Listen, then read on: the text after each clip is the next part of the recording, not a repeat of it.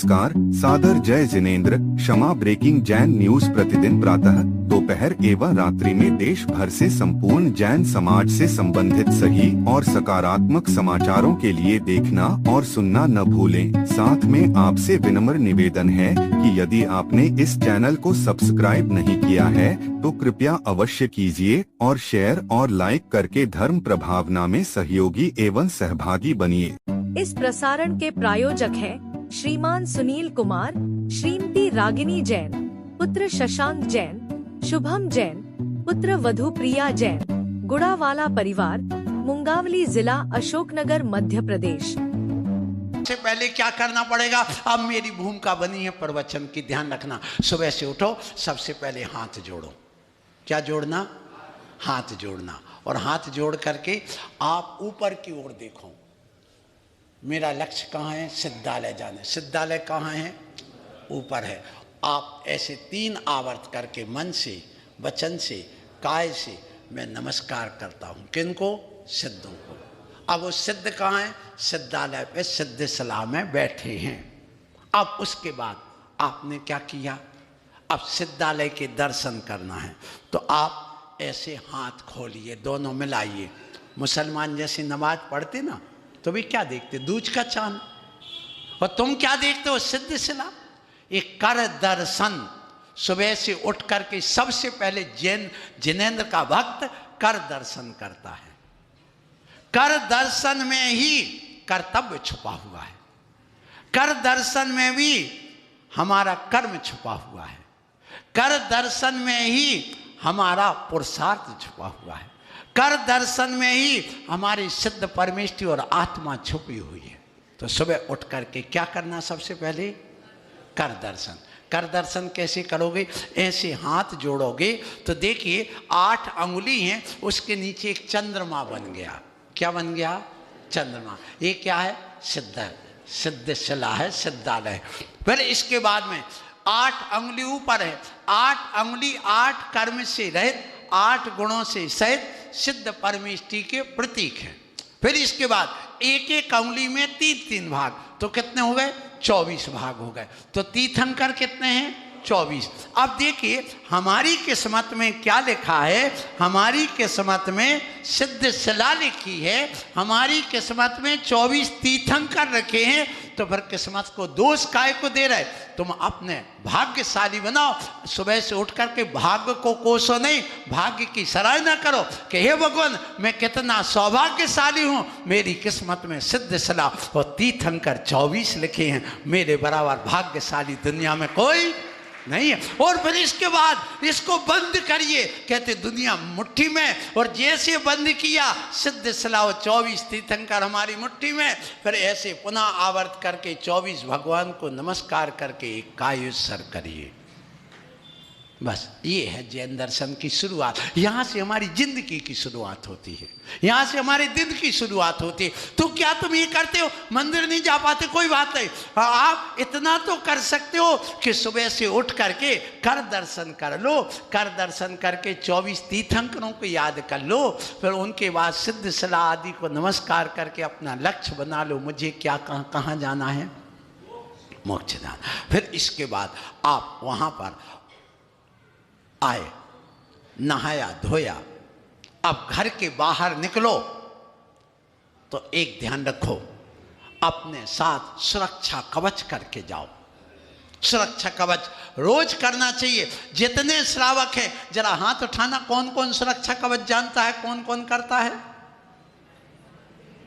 किसी ने यदि मेरे प्रवचन सुने हो या इसके माध्यम से बता, बिल्कुल सरल आइडिया बता दिया मैंने, बिल्कुल संक्षिप्त। और ये किसने दिया? ये मेरा नहीं है, ये हमारे आचार्य अंतिम भद्रबाहु स्वामी जो हुए अंतिम श्रुत केवली, उन्होंने हमारे लिए सुरक्षा कवच दिया है। जब 12 साल का इस उत्तर भारत में अकाल पड़ा, उस समय लोग पेट फाड़ फाड़ करके मुनि का खाने लगे, लूट लूट करके वो चौके का खाने लगे, या मुश्किल होने लगा। उस समय भद्रबाहु स्वामी कर्नाटक गए, जहाँ उनकी समाधि बनी हुई है गोमटेश बाहुबली में, वहाँ तक वो अपने 12,000 मुनियों को एक साथ लेकर के गए। वो 12,000 मुनि, उन्हीं के एक शिष्य थे स्थूलभद्र, वो यहाँ पर रह गए। वे सब श्वेतांबर बन गए और वे क्या बने रहे? दिगंबर बने रहे। सो उन्होंने ये वज्र पंजर स्तोत्र लिखा, उसी का संक्षिप्तीकरण है। प्रत्येक बच्चे को स्कूल भेजो, खुद करके उसको भेजना, किसी बेटी को भेजना तो करके भेजना। यदि तुम वज्र पंजर नहीं करोगे, अर्थात सुरक्षा कवच नहीं करोगे, तो कुछ भी घटना हो सकती है। लेकिन ये ध्यान रखना, मैं स्वयं कई बार भुक्तभोगी बैठा हूँ और उसका फल पाया है। यदि मैंने नहीं किया और करके गया, कितनी आपत्ति आ गई, लेकिन वो सारी आपत्ति टल गई। तुम्हें नजर नहीं लगेगी, तुम्हें टोना टोटका कोई नहीं कर पाएगा, भूत पिशाच की बाधा नहीं होगी तुम्हारे लिए। यदि कोई एक्सीडेंट आदि का कोई प्रसंग है तो उससे भी बच जाओगे, इसलिए तुम आगे बढ़ोगे। कोई शत्रु भी आ जाएगा तो दुश्मन से उसकी रक्षा हो जाएगी तुम्हारी। तुम्हें आतंकवादी भी आ जाएगा तो भी बच जाओगे, पक्की समझना, क्योंकि ये हमने स्वयं अनुभव किया है। इसलिए सुबह से उठ करके आज के प्रवचन का सार है, जितने लोग यहाँ पर बैठे हैं, आज ये शिक्षा लेकर के जाओ, या आज एक कुछ कमाई करके जाओ पुण्य की, और आज अपने जीवन में ये ज्ञान लेकर के जाओ। क्योंकि तुम्हारे घर में तलवार है क्या? तुम्हारे घर में बंदूक है क्या? तुम्हारे घर में बम है क्या? लेकिन ऐसे भी लोग हैं जिन्होंने अपने धर्मायतनों में ये छुपा रखे। तुम्हारे घर में तो एक चाकू भी नहीं मिलेगा, तलवार की बात तो छोड़ो, और करोड़ों की संपत्ति रखी। जिनके यहाँ खाने के लाले पड़े वे ये सुरक्षा के लिए रखे और तुम कुछ नहीं रखे, तो अपनी सुरक्षा करोगे कैसे? तो भैया मत रखो, कोई बात नहीं, लेकिन घर से बाहर निकलो तो सुरक्षा कवच करके जाओ। सुरक्षा कवच करने के लिए आप लोग सबसे पहले सिर पर हाथ रखिए, रखिए सिर पर हाथ करिए, सब लोग रखिए। अब आप मन में विचार करो, आंख बंद करके, भगवान मेरी बुद्धि सही बनी रहे, भगवान मेरी बुद्धि जीवन के अंत तक सही बनी रहे और मेरे मस्तिष्क की रक्षा हो। अब आपको मंत्र पढ़ना है, पहले मैं बोलता हूँ, बाद में आप बोल के अपने हाथ पीछे की ओर ले जाना। ओम ह्रीम नमो अरिहंताणम, इधर देखो, ऐसा करना, ओम ह्रीम नमो अरिहंताणम। अब मुख पर हाथ रखिए, यूं रखिए। अब मुख को हमने ढक लिया, मुख पटांबर अर्थात मुख को खोलना है। आंख बंद कर लो, मन में विचार करो, भगवान मेरी इंद्रियां जीवन के अंत तक सही काम करती रहें और मेरे मुख की रक्षा हो। अब बोलो ओम ह्रीम नमो सिद्धाणम, बोलो। अब हाथ अलग करिए और मेरी तरफ देखिए, ऐसा करना, ओम ह्रीम नमो सिद्धाणम। अब ऐसे हाथ रखो उल्टे, ऐसे एक दूसरे। अब मन में विचार करो, भगवान इस शरीर में जो भी भूत पिशाच व्यंतर नजर टोना टोटका की बाधा हो वह सब दूर हो, और इस शरीर में कोई रोग शोक व्याधि हो वह दूर हो, और हमारे जीवन के अंत तक ये 8 अंग सुरक्षित रहें। अब नमोकार मंत्र का यह पद जो मैं बोल रहा हूं उसको बोल के पूरे शरीर को स्पर्श करना। ओम ह्रीम नमो आयरियाणम, जहां दर्द है वहां 2-3 बार कर लो। ओम ह्रीम नमो आयरियाणम, ओम ह्रीम नमो आयरियाणम। गर्दन दर्द कर रही तो ऐसे ओम ह्रीम नमो आयरियाणम, ओम ह्रीम नमो आयरियाणम, ओम ह्रीम नमो आयरियाणम 8-9 बार कर लो। फिर आप देखना कि आपका दर्द दूर हुआ कि नहीं, होगा, पक्की बात है। फिर इसके बाद ऐसी उंगली करो कि मेरे हाथ में तलवार है, किसी की हत्या करने के लिए नहीं, मैं अहिंसक हूँ, बल्कि आत्मरक्षा के लिए मेरे हाथ में तलवार है। जो भी भूत पिशाच व्यंतर भाग जाए, कोई भी शत्रु है, आतंकवादी टोना टोटका वाला, सब भाग जाए, मेरी रक्षा हो। और बोलो ओम ह्रीम नमो ओज्झायाणम। अब दाहिने हाथ की उंगली ऊपर करो, राइट हैंड, और सिर के ऊपर यूं घुमाइए। आप अपने विचार करो, यहाँ बैठे बैठे आंख बंद करके, ये जिस भवन में बैठा हूँ इसके चारों ओर एक बाउंड्री बन गई है, आप ध्यान लगाओ। और जितने भी जिनेंद्र भगवान के जो भी देवी देवता यक्ष यक्षिणी वे मेरी चारों ओर सुरक्षा में, क्योंकि मैं जिनेंद्र का भक्त हूँ, इसलिए ये चारों ओर मेरे देवी देवता खड़े हो गए हैं।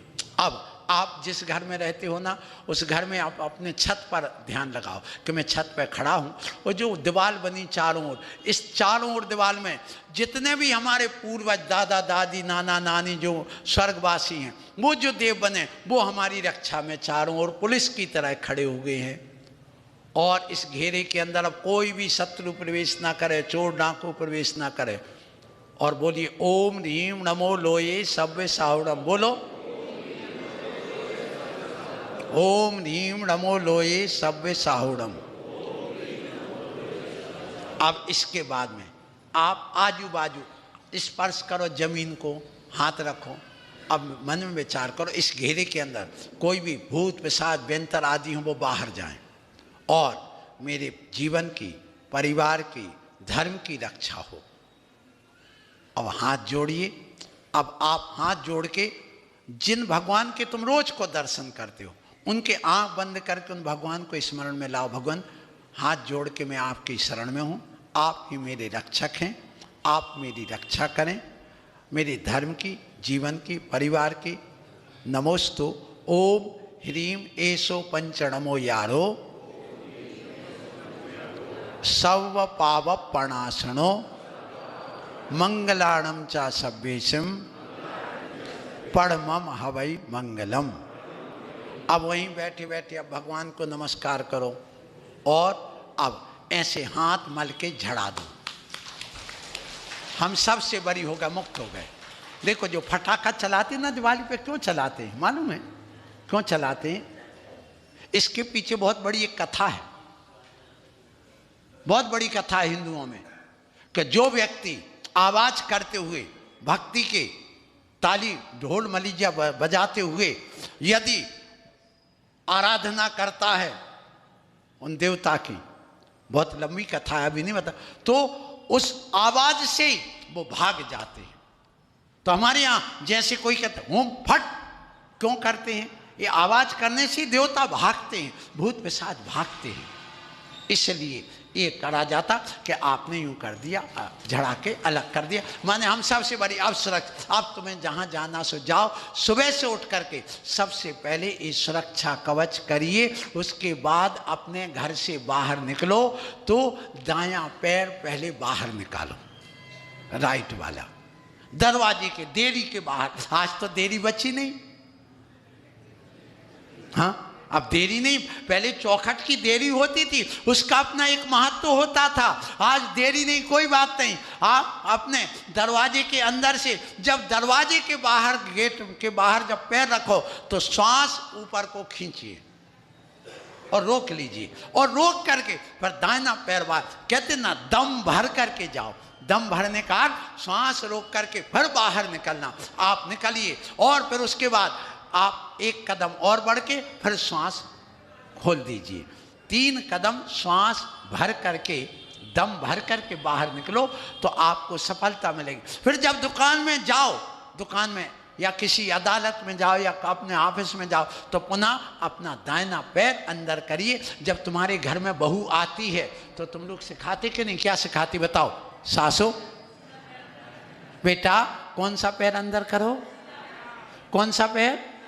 दाहिना। तो सास तो समझ रही, जेठानी भी कह रही है, नंद भी कह रही है, और घर के कह रहा है दाहिना पैर अंदर, और खुद भूल जाते, सो बायां रखते, फिर लड़ते हैं। तो बहू ने तो अच्छा करा, तुमने क्यों गड़बड़ कर दिया? तुम भी तो उस बात का ध्यान रखो। आजकल यही हो रहा है, इसलिए मैं आप लोगों से आज की जो बात है, शायद समय हो गया है और अब इस लाइट के कारण से वहाँ दिखाई नहीं दे रहा, फिर भी मैं आप लोगों से कहूँगा कि देखो आप लोग यहाँ पर, हाँ 10:10 हो गया, 10 मिनट का समय ज़्यादा हो गया है, इसलिए मैं आप लोगों से आज यही बात कह रहा हूँ कि देखिए हमारा प्रवचन का हम उपसंहार कर रहे हैं कि देखो आज आपके बीच में एक शिक्षा मिली। कौन सी? कि हम कहाँ से निकल के आए, हमारा लक्ष्य क्या हो, मोक्ष जा। अब मोक्ष की यात्रा में हम कुछ करना चाह रहे, तो मोक्ष की यात्रा जब हम करें तो हम घर से बाहर निकलें तो सबसे पहले हम भगवान को स्मरण करें। सुबह से हम अपने भाग्य की सराहना करें, भाग्य को कोसना नहीं कि हम काले क्यों हैं, हम गरीब क्यों हैं, हमें कहाँ पटक दिया। ये सबसे ज़्यादा कौन करते हैं? जो वहाँ से आई हैं यहाँ पर, कहाँ पर? ससुराल में। अब कौन आई है? बेटी बहू बन करके आई है। तो बेटी अच्छी होती कि बहू होती है, ये आज का विषय नहीं, कल बताऊंगा, आज नहीं बताऊंगा। फिर इसके बाद में जब तुम यहाँ आते हो तो रोना नहीं रोकना, दुख होना नहीं करना, अपने आप के भाग्य की सराहना करना। यहाँ पर आप देखो, ये जब तुम यहाँ बन करके आती हो तो ये बताओ कि तुम यहाँ जब आते हो तो ये होम वाइफ कहलाती हो कि हाउस वाइफ? बताओ पंडित जी, पत्नी को होम वाइफ कहते क्या हाउस वाइफ? बताओ इस सभा में हाथ उठा के बताओ, हाउस वाइफ क्यों कहलाती? तुम हाथ उठाना। हाउस वाइफ तो कहलाती, क्यों कहलाती? आज तक किसी को नहीं पता हाउस वाइफ क्यों कहलाती हो। सुन लो, जो जिस घर में जन्म लेते हैं वो माई होम कहलाता है। जो अपना घर होता है उसको होम कहलाता है। जो सार्वजनिक या दूसरे का घर होता है वो क्या कहलाता है? हाउस। जैसे पार्लियामेंट हाउस, मंत्री का खुद का घर नहीं है, उसमें आकर के रखा जाता। कांजी हाउस, कांजी हाउस किसे कहते हैं? जहाँ उजाड़ करने वाले जो पशु होते हैं उनको ले जाके रखते, उनका क्या नाम है? कांजी हाउस। फिर इसके बाद रेस्ट हाउस। रेस्ट हाउस किसका है? कोई भी आकर के उसमें रहता है, उसका खुद का नहीं होता, वो क्या कहलाता है? Rest house. इसी प्रकार घर में शादी नहीं करते हैं, दूसरे घर की लड़की लाकर पत्नी बना के रखा जाता है, इसलिए क्या कहलाती है? वो हाउस वाइफ कहलाती है। अभी तक तुम्हें सोचा ही नहीं कि महाराज हम हाउस है, हम तो कुंवारे हैं भैया, बाल ब्रह्मचारी हैं। लेकिन आप लोगों की ये छोटी छोटी बातें, बहुत कुछ सीखना, कोई बहुत आप लोगों का भी पता ही नहीं। अच्छा एक बात और कह के मैं वाणी को विराम देता हूँ। ये बताओ, तुम लोग मोबाइल पे बात करते सबसे पहले क्या बोलते हो? हेलो बोलते ना? क्यों बोलते? जरा हाथ उठाना। Hello hello hello hello hello hello, कोई हेलो हेलो कहते, कोई हेलो हेलो कहता। Hello testing, hello. माइक वाले बैठे भैया, आप लोग कहते ना हेलो टेस्टिंग, क्यों बोलते हो? बताओ जरा। नहीं पता?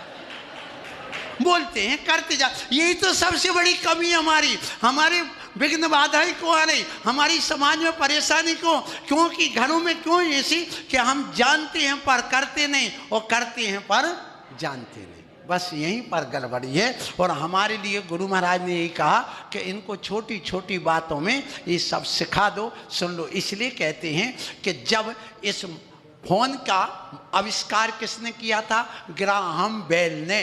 किसने किया था? Graham Bell. नाम तो सबने सुना ना, ग्राहम बेल। इसलिए अब जब उसने इसका आविष्कार किया माइक का, तो उस समय उसने सोचा कि अपनी आवाज़ दूसरी जगह भेजना है, क्या करना? तो उसके साथ में एक लड़की थी, उसका नाम था मार्गरेट हेलो। क्या नाम था उसका? Margaret hello. और ग्राहम बेल दोनों ऐसे थे कि उनमें दोस्ती थी, दोस्ती के बाद में उनमें प्यार भी हो गया, फिर दोनों अपने साथ भी रहने लगे, पत्नी बना लिया, सब कुछ हो गया। अब उसमें जब सफल हो गए, एक कमरे में पीछे बैठा है ग्राहम बेल और सामने दूसरे कमरे में 50 फीट दूरी पर बैठा दिया मार्गरेट हेलो को। तो अब क्या होगा? उसने कहा टेस्टिंग हेलो। हेलो किसका नाम था? माने वो कहते हेलो, मैं अपना परीक्षण कर रहा हूं, आवाज आ रही क्या? तो वो कहते हाँ बेल आ गई। क्या आ गई? बेल किसका नाम था? अब क्या होगा? वो अपने कार्य में सफल हो गए। तो एक संविधान जिसने इसका आविष्कार किया है उसकी यादगार में क्या किया जाए? तो जब घंटी बजे तो क्या बोला? बेल बज गई। क्या बच गई? बेल। क्यों ग्राहम बेल को याद करना था।